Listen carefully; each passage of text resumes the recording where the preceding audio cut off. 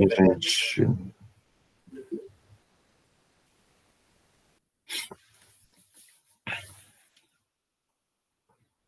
bom dia, Luffy. Bom dia, Olim. Oi. Tudo bem? Só esperar e vai entrar, tá? Uhum.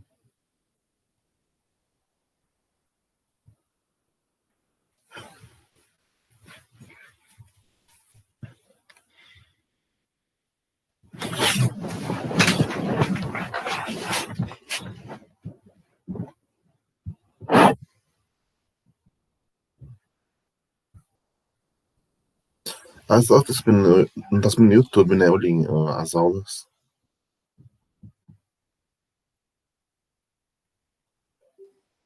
Oi? As aulas não estão subindo no YouTube, né? A última aula já tá no YouTube já. Então,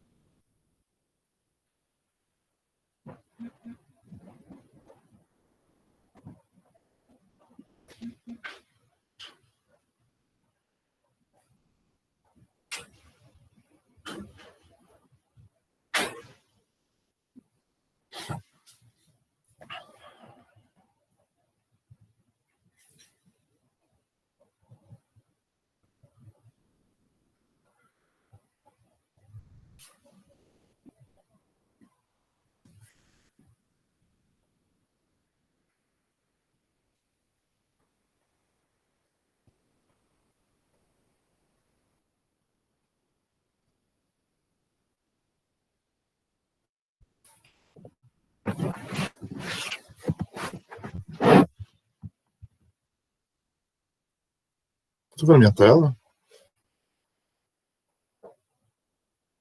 Alô? Tô vendo a sua Sim? tela aqui. Tá bom.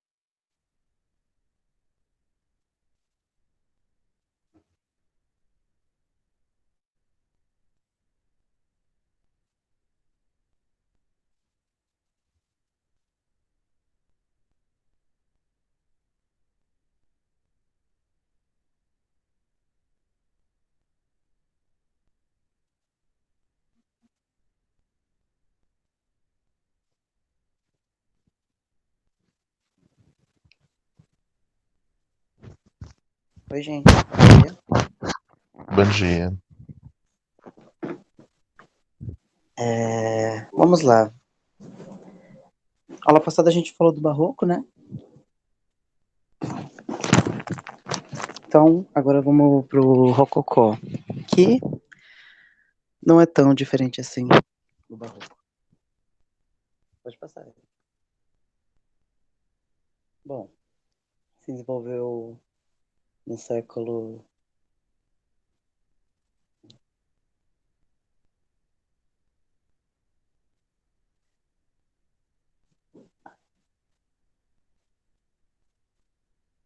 Bom, vamos lá. Veio um pouquinho depois do barroco. E ele não é tão diferente assim. Ele é mais um derivado, um puxadinho, né, do barroco. O termo rococó deriva do termo francês rocaille, que em português significa concha. Concha quer dizer assim, que o desenho, a pintura, ela tem muitas curvas e contracurvas, o que dá a impressão de parecer aquela conchinha que é toda encaracolada, sabe? Que vivem os bichinhos do mar. Não está ligado a questões religiosas e servia à aristocracia, buscando representar satisfação e divertimento. Quer dizer o quê?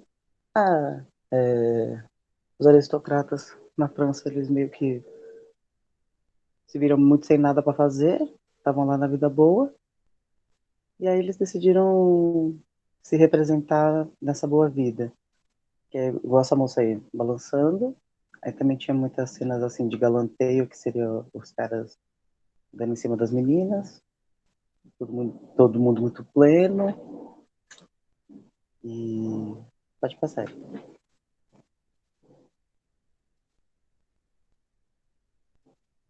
Vocês podem ver ali o cara dando em cima da menininha.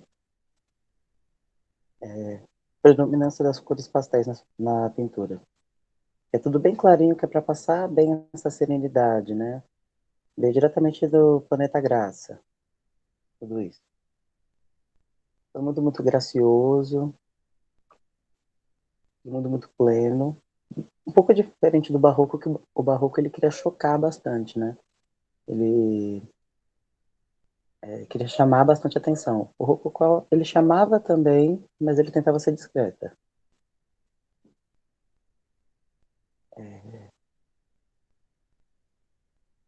Figuras como deuses, anjos, cupidos e mitos eram presentes. Quer dizer assim, tinha bastante anjinho, assim, né? Que às vezes representava o cupido.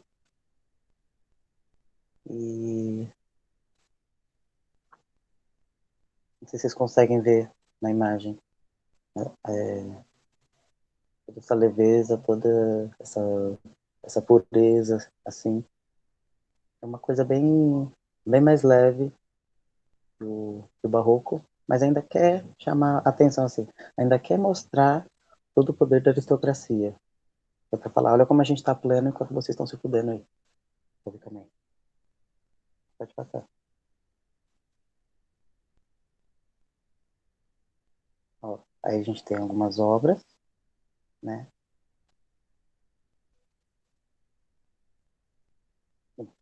Mostrando ali o galanteio, que é o cara tentando conquistar a menina. A imagem ali do meio. A menina, ela tá nua, só que ela tá numa pose, assim, ela tá num aspecto bem angelical, bem plena. E a outra ali se balançando, que toda a roupa dela cria um movimento, cria um aspecto bem,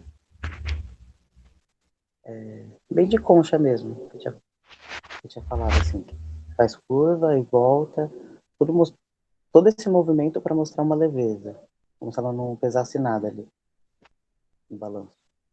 E o cara olhando ali embaixo, procurando a calcinha dela. Vocês lembram das anteriores que a gente falou sobre as curvas e como isso traz a feminilidade? É basicamente isso, tá? O Aquacore tem muito isso do feminino, da delicadeza, da. É tipo Melanie Martinez, sabe? É muito bonequinha, muito fofinha. Às vezes até um pouco doentio, que parece muito criança, mas. Né, fica no ar. Pode passar? Pode.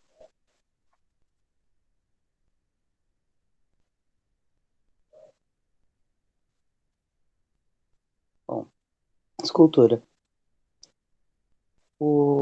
Na escultura, essa coisa de ter um formato meio de concha não mudou muito, que é as linhas curvas e contracurvas. Continuava basicamente no mesmo estilo. Na escultura, por mais que seja um material pesado, quando você olhava a figura, a representação, passava uma leveza, né? Passava uma graciosidade. Temas mitológicos, que é ter os anjinhos, ter um cupido, né? Essas, essas imagens assim. Não necessariamente tem muito a ver com a religião em si, mas é só para mostrar uma graciosidade realmente, querendo chamar a atenção por isso.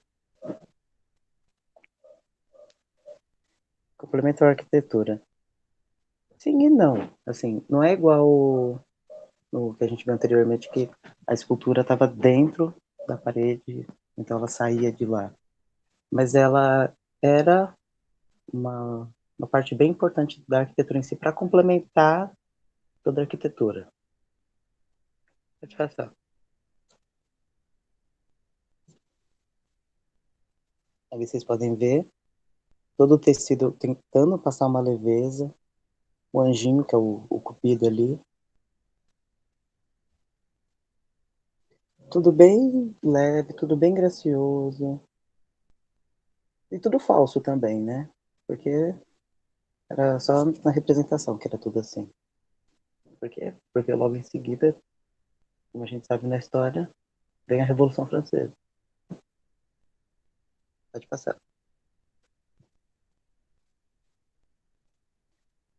A arquitetura.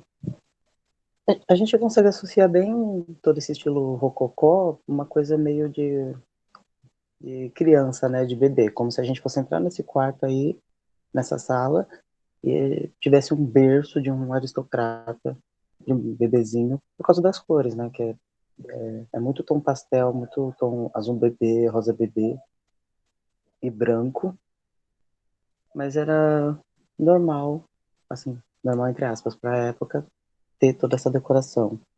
Desnecessário. E bastante presença do dourado, né? Que era para representar o ouro, que é mostrando que tem dinheiro, mas não querendo chamar tanta atenção quanto o barroco. E agora as fachadas alinhadas, que é mais ou menos assim. Vocês lembram que tinha muita coluna, muito arco? Meio que eles tentaram disfarçar isso, colocando tudo mais simétrico. Pode falar sério.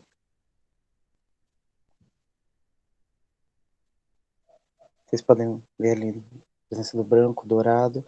E ali na imagem do meio é a imagem por dentro e por fora de uma casa. Uma casa assim, um palácio, no caso. Onde ele já não tem muita decoração assim por fora, uma coisa chamativa por fora, e tinha por dentro, que é bem diferente por dentro, né? Ele na última imagem também mostra uma presença bem forte do dourado e de toda essa graciosidade.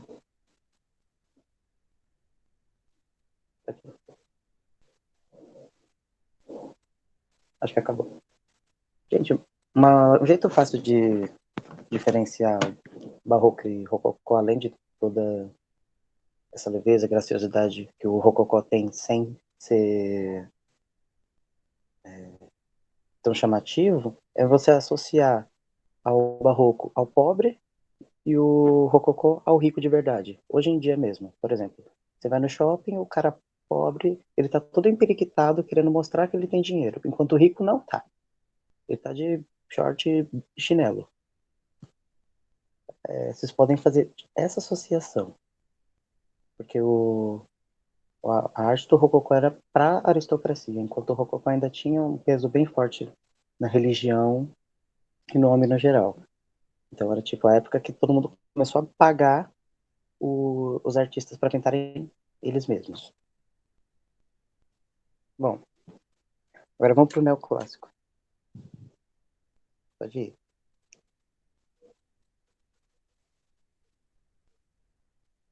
Bom, neoclássico foi o significado da palavra neo é novo e clássico é o antigo, então eles queriam trazer o passado de volta, né?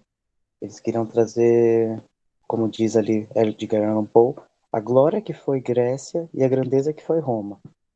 Que eles estavam basicamente admirando bastante o movimento artístico antigamente. E também teve todas as revoluções, né? Foi a Revolução Francesa, a Revolução Inglesa, onde teve a ascensão da burguesia. Então, o, o movimento ele foi se adequando aos interesses do povo e foi meio que se mostrando a favor de toda a revolução que estava tendo, né? que a arte ela vai se adequando à sociedade da época. Então, ela foi começando, como estava tendo uma grande admiração por Grécia e Roma, ela começou a pintar, não sei se vocês conseguem ver, bem parecido com o que eram feitas as obras da Grécia e do Império Romano também, que é o que? Ali na luta, o cara tá peladão, mas tá com capacete, porque na Roma a armadura não era tão grande, não era tão pesada, enfim. E aí a galera peladona, né, porque eles associaram, eles se basearam nas esculturas gregas para pintar as coisas no neoclássico. Não sei se ficou claro. Como nas pinturas, pelo menos, parece bastante aquelas estátuas gregas, aquelas esculturas. Pode passar.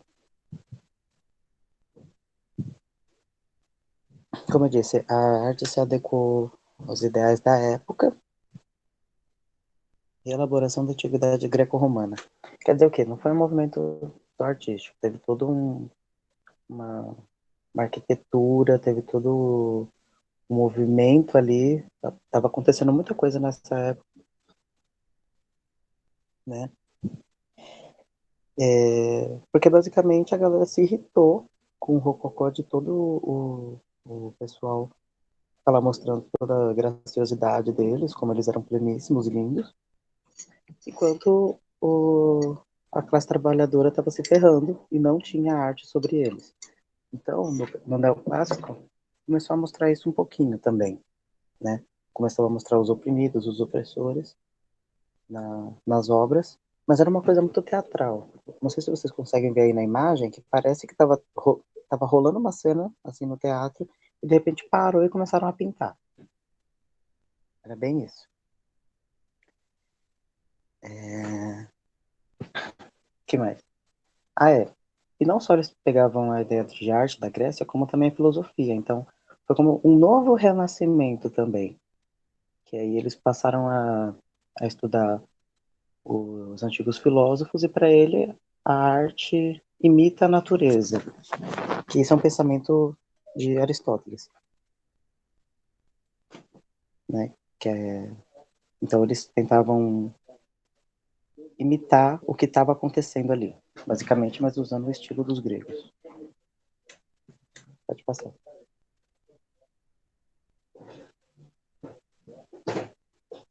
Na pintura. Inspirada pela escultura clássica grega, que é o que eu falei que era...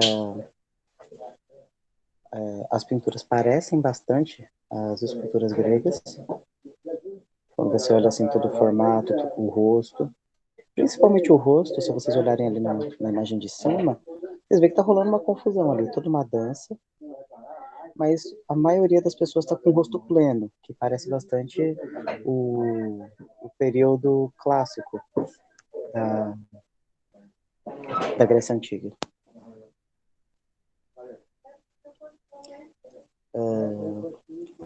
Traços fortes e realistas de luz e sombra. Realmente, foi quando começou mais essa pintura mais voltada para o realismo mesmo,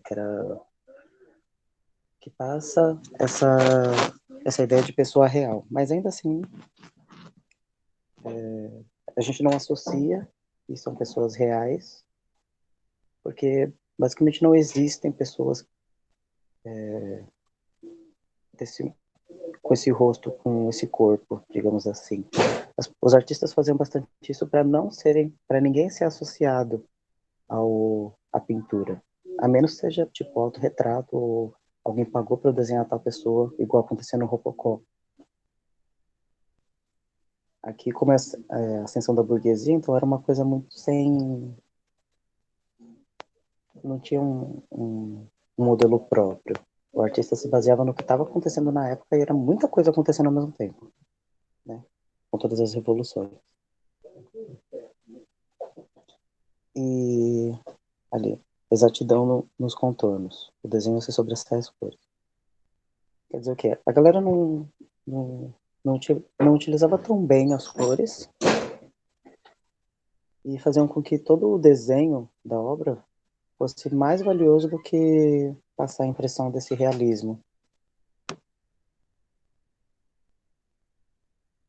As pessoas que remetem ao grego clássico, que é o que eu falei, ali nas imagens, pode estar rolando uma confusão, tá rolando todo um balaio ali, mas tá todo mundo com uma cara plena, tá tendo movimento no corpo, mas o rosto não. Querendo dizer que a razão está acima da emoção. Vocês lembram que era o pensamento filósofo lá na Grécia? Aí, Posso tirar uma dúvida? o quê? Posso tirar uma dúvida? Que eu fiquei. Na verdade, eu sempre tive isso. Tipo, esses períodos são todos depois, assim, tipo, pós-iluminismo, essas coisas, não é?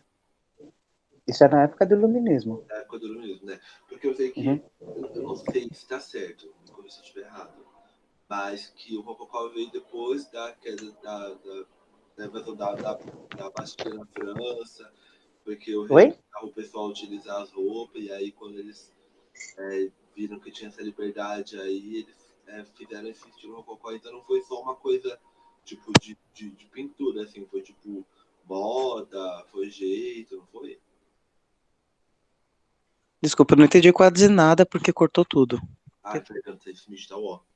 Não, porque eu não sei se foi, eu lembro que eu estudei uma vez que o que começou lá, tipo, quando teve a queda da Bastilha lá, do rei da França, que aí teve, começou o Rococó, isso é história, eu não sei se está certo, né? E que foi, tipo, a primeira manifestação também real, tipo, grande de moda, assim, também, né?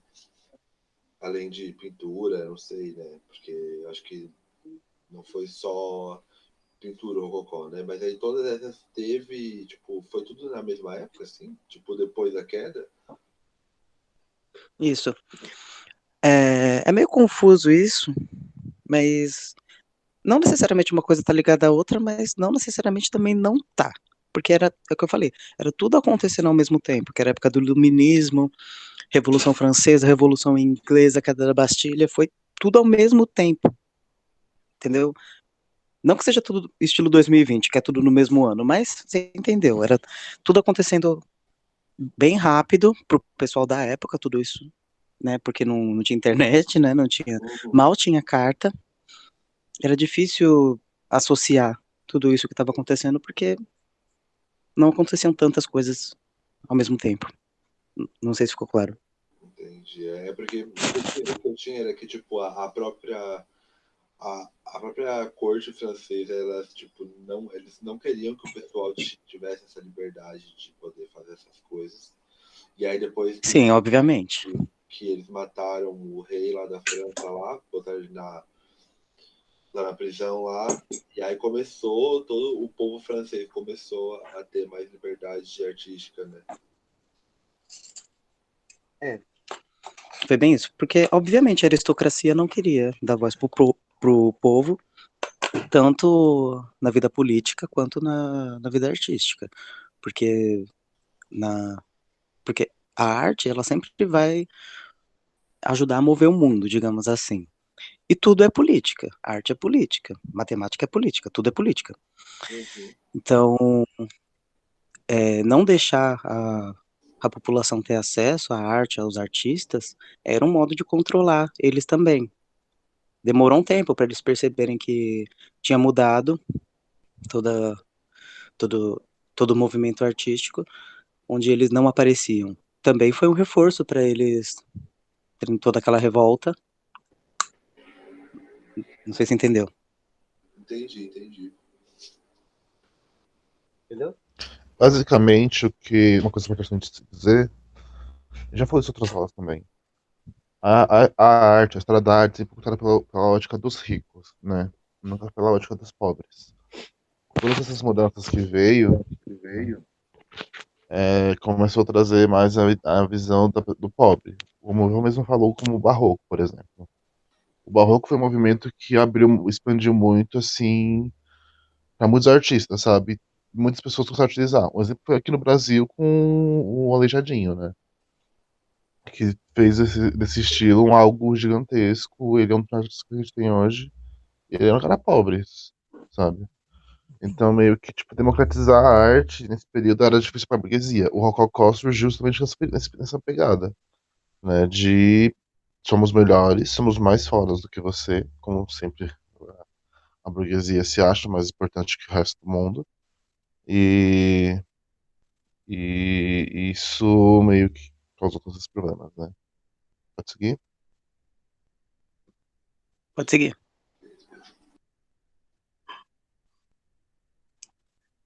Algumas obras que são bem conhecidas, do Jacques Louis David. Não sei se eu falei certo, mas a vida é assim. Ali vocês podem ver que é ali na imagem do meio, que é a morte de fulano, Marat, me confirma, Eric. Esqueci o nome. A morte de Marat que o cara tá morto, Sim, mas ele tá sim. pleno. Sim, Tem é um Marta movimento do Maratti. corpo, mas o rosto tá tá Sereno. sério, né? Não, como se não tivesse emoção nenhuma. Tem todo esse movimento do corpo, das cores, um efeito muito forte de luz e sombra para dar esse impacto. E o rosto pleníssimo, que é a mesma coisa do período clássico grego, que eles queriam rebuscar isso.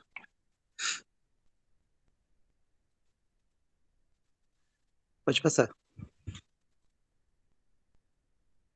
A escultura. Busca pelo equilíbrio entre naturalismo e beleza ideal, que eles também buscavam lá na Grécia toda aquela ideia do belo, que não necessariamente quer dizer arte. Um dia, talvez a gente chegue até a essa discussão depois que o ano acabar, não sei se vocês quiserem, né? A discussão entre o que é belo e o que é arte. Eles buscavam a beleza ideal, que os gregos também buscavam, que era o ser humano perfeito, mas também eles queriam deixar isso de uma forma mais natural, sabe? Não forçar tanto, não fazer tantas mudanças no corpo ali do ser que está sendo esculpido. Pureza e nobreza. O pureza, no caso, quer dizer que eles queriam usar mármore puro, né? Todas as esculturas eles tentavam fazer com os metais e com as pedras puras, meio que. Eu não lembro direito o motivo agora, mas tinha a ver com toda a questão política de se, ao mesmo tempo, desvincular da aritocracia e também buscar a pureza da filosofia dos gregos. Busca pela perfeição igual os gregos também, figuras mitológicas, que aqui, ali naquela figura do meio, é, é o cara segurando a cabeça da Medusa, que era um que, gente, isso aí foi depois da Idade Média, depois que tinha surgido o cristianismo, e o cristianismo foi uma coisa bem difícil, né? Que era lidar com essas outras mitologias é, depois do cristianismo. Até hoje é difícil se falar de qualquer outra religião ou mitologia depois que existiu o cristianismo. Então, foi também um modo de ir contra a aristocracia da época, que eram todos serventes de Deus, basicamente. Foi um modo de se rebelar também. Ali vocês podem ver, tem todo o movimento do corpo na última imagem, e o rosto nem tanto. O cara tá jogando o brother ali e tá agindo como se não fosse nada. Pode ir. A arquitetura. De novo, rebuscaram lá o que tinha na Grécia e Roma Antiga, essas formas clássicas, assim, que é o arco, são as colunas, que lembra, no Barroco eles tinham meio que abolido isso, eles não queriam mais saber das formas antigas, das formas clássicas, e no neoclássico puxaram tudo isso de volta. E aí eles criaram esses monumentos enormes, não sei se vocês conseguem ver ali naquela imagem o tamanho da pessoa comparado à obra, E essas construções, por elas serem bem mais novas do que as da Grécia, que as da Grécia já se decomporam boa parte delas, né? Essas aí, com o uso de novas tecnologias, elas continuam até hoje com a função que elas tinham na época, que é o quê? Era um museu, um palácio, uma biblioteca. A galera ainda vai nesses lugares enormes e utiliza da mesma forma que foi feita na época, de tão grandioso que era. E também imagina o trabalho, né, gente? Pra simplesmente derrubar.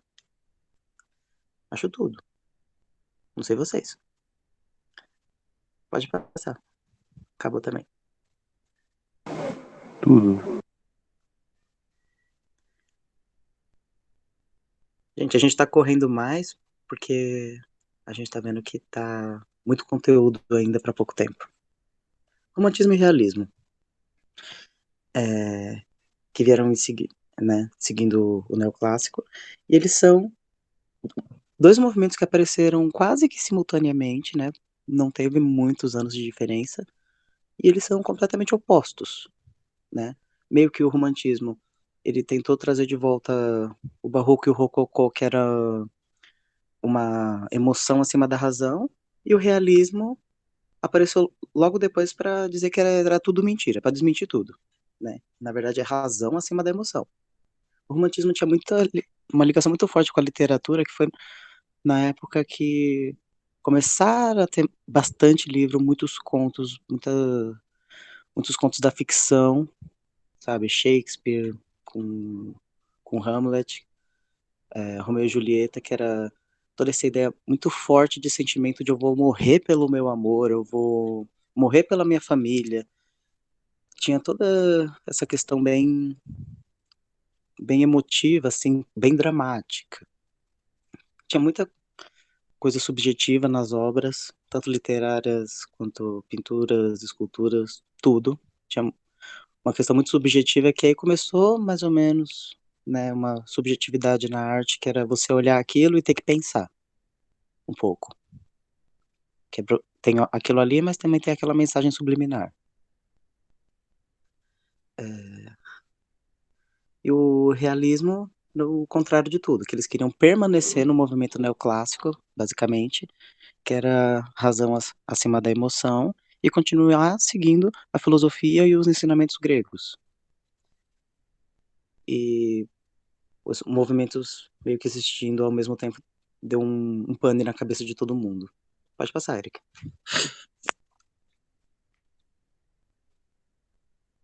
Olha lá, a pintura no realismo. Representação da realidade de forma documental. Quer dizer o quê? Quando você está vendo um artigo científico, você vê como realmente tá tudo bem detalhado, assim, e eles tentam retratar isso da forma mais real possível. Então, as imagens que eles captam é imagem do dia a dia da população. Já não é mais aristocracia, não é mais burguesia. É um movimento que é bem aliado das revoluções francesa e inglesa, onde eles queriam dar voz ao povo, né? Então vocês podem ver ali o trabalhador, o fazendeiro, a galera ali sentada conversando, que eram os temas do cotidiano. Não tinham idealizações, como é que eu vou dizer? Não tinham quase nenhuma relação com a religião, a não ser que seja no sentido de politização da população, que, sabe, foi as primeiras artes no sentido de a favor do povo e querendo politizar o povo. Porque antes tinha toda aquela coisa de não vamos deixar o povão ter acesso à arte, acesso à educação, acesso a nada, porque a gente quer que eles sigam obedientes. No realismo, a galera já queria quebrar um pouco isso de uma forma bem sutil, que é o quê? Pintando um trabalhador, rural, no caso. Pintando um trabalhador, pintando um fazendeiro. Eles queriam trazer todo esse movimento para a arte também. Pode ir. O romantismo era o contrário, né? Vocês podem ver ali toda uma dramatização, expressões exageradas, que é tanto do corpo quanto do rosto, né? Como se ali tá com uma expressão bem. Olha aqui minhas tetas, tô brava. Todo o movimento ali do cavalo, que não sei se vocês já andaram de cavalo no sentido de cavalgar mesmo, que o cavalo ele não faz todo esse movimento, foi uma dramatização. E o efeito forte de luz e sombra que era para dar mais impacto nas áreas que eles queriam, que onde tem luz é onde a galera vai olhar primeiro, basicamente. Então eles davam um contraste bem forte que era para chamar a atenção e roubar a atenção do realismo, né?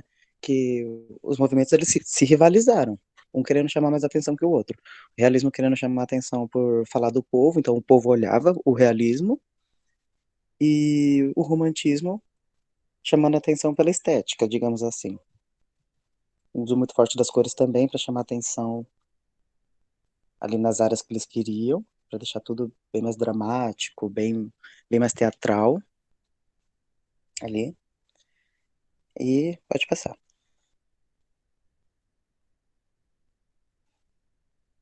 Vamos ver ali as diferenças. Ali no romantismo, o forte contraste ali das cores, o efeito muito forte de luz e sombra são cenas que são bem dramáticas, né? Toda uma questão de movimento, temas polêmicos, né?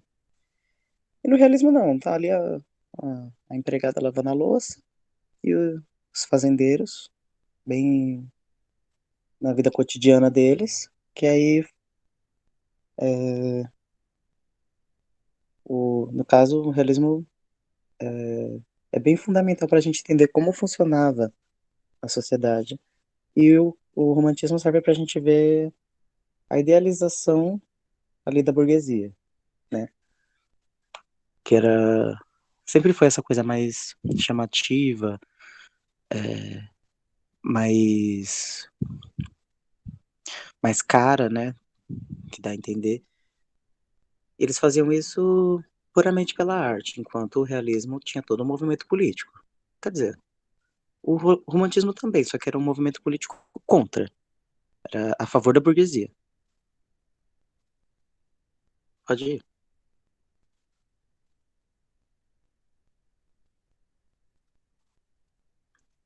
A escultura no romantismo. Relação com a natureza, tinha muita emoção, muito drama ali também na escultura. É tudo meio parecido ali no campo das artes, né? Buscava a Idade Média, que era o quê? Buscava toda a emoção, né, da Idade Média, que era todo mundo muito guiado pela emoção, enquanto no realismo buscava a Grécia Antiga e tinha uma representação realista. No sentido de que no romantismo a galera tá ali guerreando, tá tendo todo um movimento na escultura, e no realismo tá o cara ali, tá o pensador. Ele sentou ali e começou a pensar, que era uma referência também aos filósofos, e o pensador, ele ser um filósofo. Ele parou ali e ficou pensando. Só. Pode ir.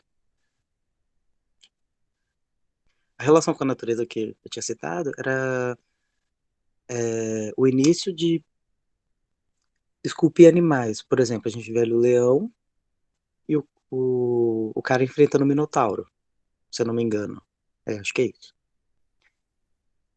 Era o que eles queriam, eles faziam o que podiam para não representar o povo. Os caras precisavam pintar a figura mitológica para ter o que fazer. E no realismo não, você vê ali uma galerinha conversando, o cara andando, buscando a perfeição da Grécia Antiga, que eles também buscavam,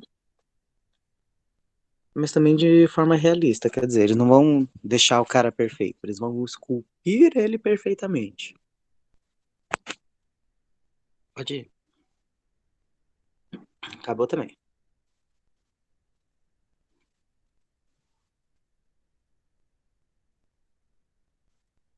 Impressionismo.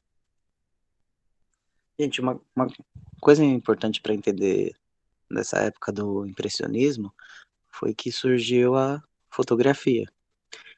Então, vamos fazer assim, além de todo o movimento artístico em si, também a representação realista das coisas foi, na pintura e na escultura, foi meio que desmerecida, sabe? Porque agora tinha fotografia, não precisava mais um artista ficar lá pintando o negócio da forma real. Então, os artistas se encontraram meio inúteis, assim, meio sem nada para fazer. Aí veio Claude Monet e pintou esse quadro aí que tá ao fundo, que é o Sol Nascente, por volta de 1863, que foi quando ele pintou esse quadro, que aí os críticos da época chamaram ele, ele, ele é impressionista no sentido pejorativo, no sentido ruim, e ele adotou a, esse sentido da palavra como um próprio movimento dele, que deixaram de querer representar, fazer cópias fiéis ao que era feito e passaram a reparar mais em outras coisas. Por exemplo, as cores, que a gente consegue ver aí que ele tentava fazer uma utilização maior das cores do que do próprio desenho. Parecia que ele ficava jogando o pincel na tela e vendo que cor ia dar. Era uma coisa bem interessante. O impressionismo era um movimento anti-academicista, quer dizer, foi muito criticado na época, só passaram a valorizar muito tempo depois. Sacrifício do detalhe para valorizar o todo, quer dizer o quê? Ele não tinha mais essa necessidade de fazer uma pintura cheia de detalhes, de luz e sombra, de pipipipopopó, porque ele queria fazer com que você observasse a obra inteira de um mesmo modo, né? E o que marcou muito esse movimento foi o estudo profundo da luz. Quer dizer o quê? O, quando você está olhando uma paisagem, que o Monet pintava bastante paisagens, se você está observando o lugar, você vê que, de acordo com a hora do dia, as cores mudam, porque o sol vai fazendo todo um movimento para mudar ah, a força ali da luz que vai refletir no seu olho de maneira diferente. Então eles estudavam bastante as cores, querendo captar a cor exata que tinha naquele momento do dia. Eles faziam todo um cálculo, um estudo da cor para saber a hora exata que vai ter aquela cor naquele lugar. E também eles tinham que pintar bem rápido para não perder toda toda aquele poder visual ali que eles estavam, toda aquela imagem ali que eles estavam vendo na hora. Então, também é um motivo para não ter tanto detalhe. Mas no geral eles não valorizavam o detalhe tanto assim, eles queriam um todo do quadro. Pode passar.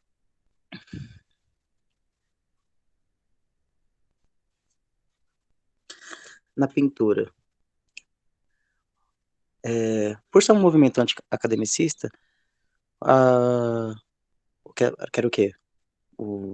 Nas academias, nas escolas, a galera pintava dentro da sala de aula.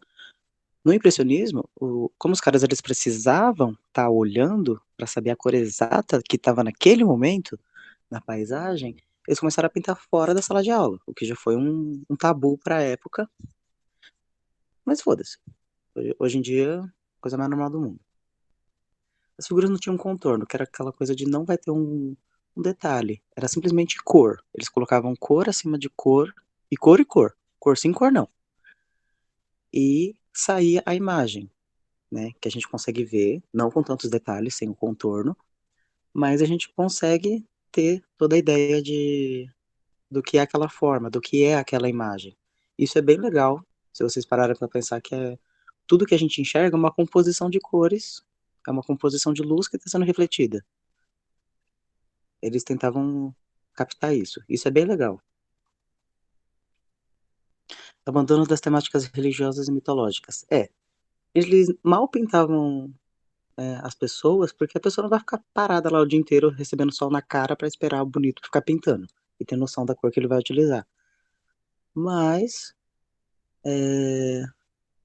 Para todo aquele estudo da época, que é o estudo de cores, eles achavam melhor pintar paisagens mesmo, que é o grande foco do Monet, por exemplo.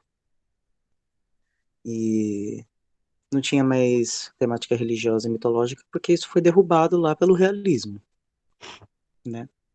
Que aí passou todo assim, uma razão acima da emoção. Inclusive, esse movimento também é meio atrelado a isso, no sentido de o estudo das cores ainda é um estudo científico, então ainda é razão acima da emoção. Pode falar, Erika. É... Nossa, tá incrível. Eu só queria falar uma coisa importante aqui. Depois eu falo. Não sei. Hã? Depois eu falo, pode seguir, pode seguir. Ah, tá bom. A gente tem algumas pinturas bem icônicas e importantes da época. Ali, o almoço dos remadores. Inclusive, não sei se vocês conseguem ver ali a moça brincando com um cachorrinho. Reza a lenda que quando o cara pintou isso, ele queria conquistar ela. E funcionou, porque depois ela virou esposa dele, do pintor, do Auguste Renoir. Vocês podem ver ali que tem. O cara, ele trabalhou bem mais na mesa ali, que tem uma natureza morta, porque era o que ficava parado. Então ele conseguia ter uma noção melhor de cor, de luz e sombra ali do que nas pessoas. E foi bem mais difícil de captar, lembrar e utilizar as cores. Camille e Dina Colina, de Claude Monet. De novo Monet. Quer dizer, o cara era foda demais. Que. Vocês conseguem ver esse céu como parece que foi difícil fazer, porque é muito difícil ter uma noção de nuvem.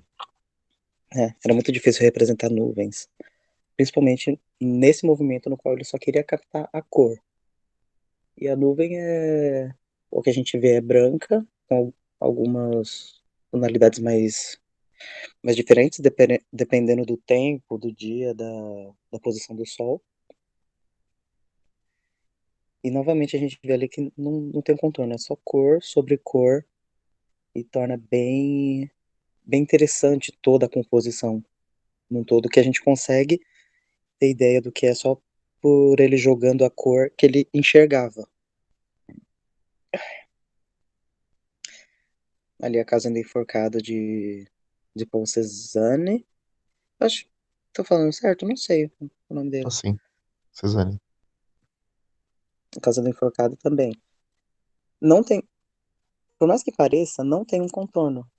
Onde a gente vê que tá assim meio preto, que eles evitavam usar, é só porque tinha uma sombrinha. E inclusive não é preto, é só um tom mais escuro da cor que estava sendo mais utilizada ali. Imagina como foi difícil para fazer isso, sendo que dá a impressão assim que tá num pôr do sol. Todo pôr do sol o cara tinha que voltar lá e esperar o momento exato para poder se basear nas cores daquele momento. É bem legal toda essa ideia. Pode ir.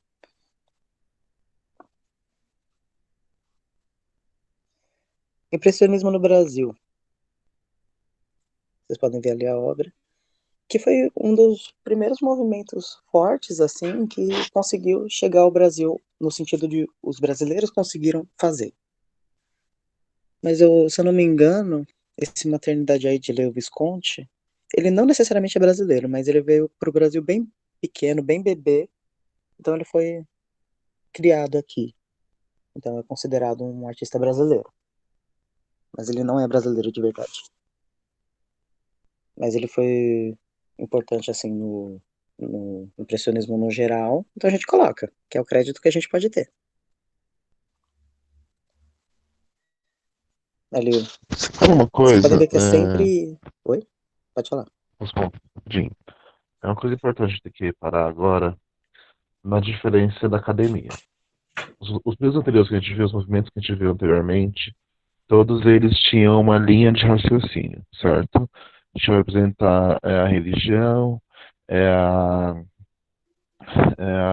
os magnatas, os poderosos da época, são os anjos, é a mitologia, vamos trabalhar com a proporção, mas vai ser mais dramático, vai ser mais luz e sombra, mas vai ter pessoas, vai ter. é tudo isso, sabe? As academias representam muito isso. Representar é estudo, é muito estudo, é muito estudo. E isso é meio que encheu o saco durante um período.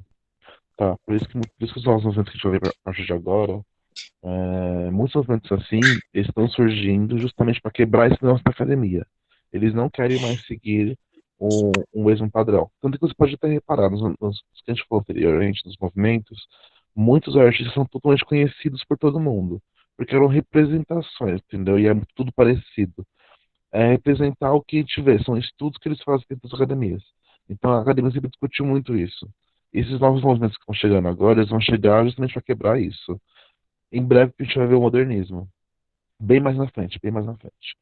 O modernismo é fantástico porque ele simplesmente é extremamente provocativo.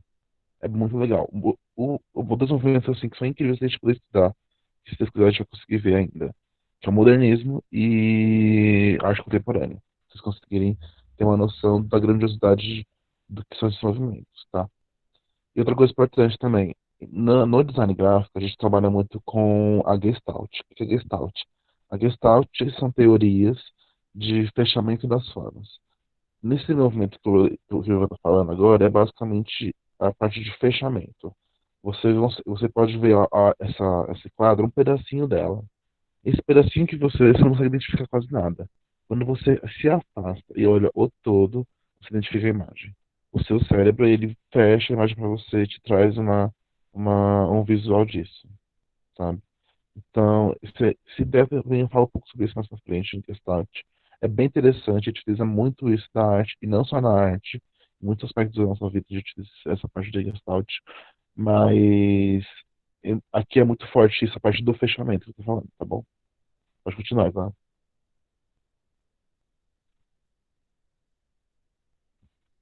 Ivan?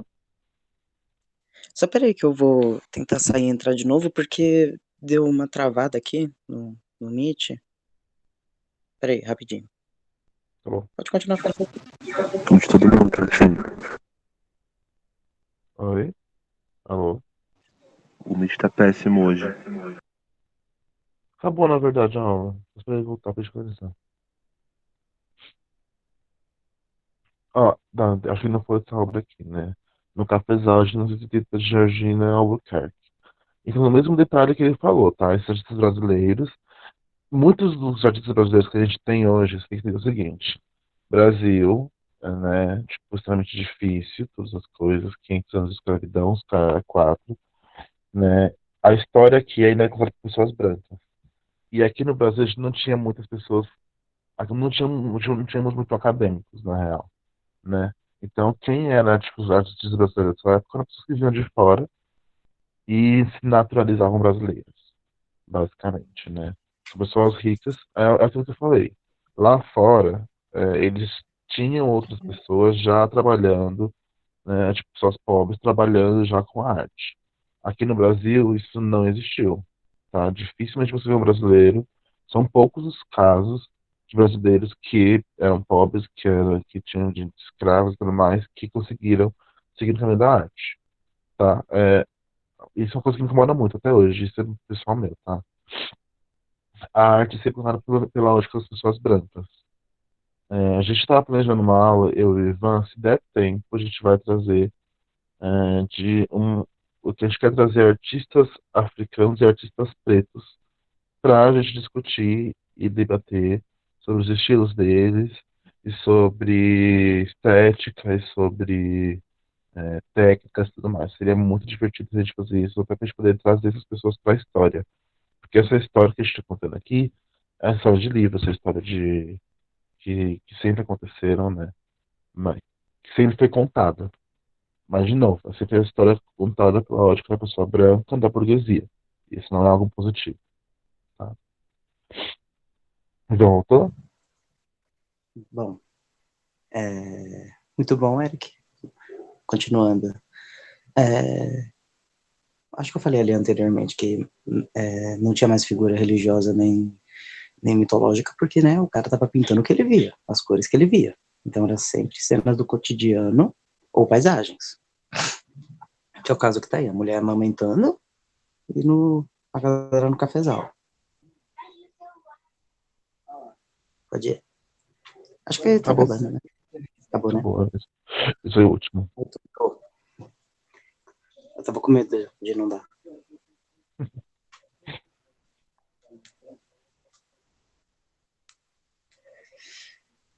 Mas é isso, gente. A gente, acho que pela primeira vez na história, conseguiu terminar antes do intervalo. Porque não é Primeira muito vez, né? conteúdo para pouco tempo.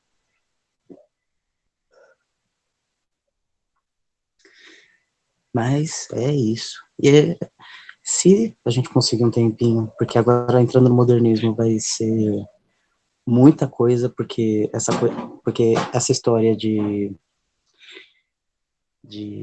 parar de reproduzir as coisas na pintura e começar a ter suas próprias ideias, cada artista ter suas próprias ideias, esse movimento aí que o Monet começou, que é basicamente movimentos anti-academicistas, vai desencadear um monte de movimento diferente que vai acontecer ao mesmo tempo. Vai. Então, prepara essa cabeça aí, porque vai ser difícil. Agora fica interessante. Agora fica Fica realmente interessante. Agora fica vai acontecer muita interessante. coisa. E agora que também cai bastante em vestibular, justamente porque é interessante e é mais difícil. Se você não se Sim. ligar bem em toda a história, você se perde muito fácil. Eu me perdia muito fácil, não sei você. Inclusive, uma coisa que eu vou falar pra vocês. Eu não sei como que tá a prova hoje da Belas Artes. Mas a Belas Artes, quando eu fiz a prova de vestibular lá, caiu arte moderna, tá? Então eles pedem isso sim. É bom de saber pelo menos o básico de arte moderna. E daqui pra frente, tá? Na USP cai com certeza. Na FUVEST cai. Mas, USP, FUVEST, né, na Belas Artes sempre cai modernismo, porque é uma discussão muito grande e a gente vai tentar abordar os temas da melhor forma. certinho? Certinho, gente. Bom, agora vocês vão pro intervalo, né? Acho que sim. Meio de uma hora. Gente, obrigado pela aula de hoje. Bom fim de semana pra todo mundo. Bom descanso pra todos. E a gente se vê daqui a 15 dias, tá bom? É isso, gente. Beijinho. Tchau, tchau, gente. Espero que vocês tenham gostado. Tchau. Tudo.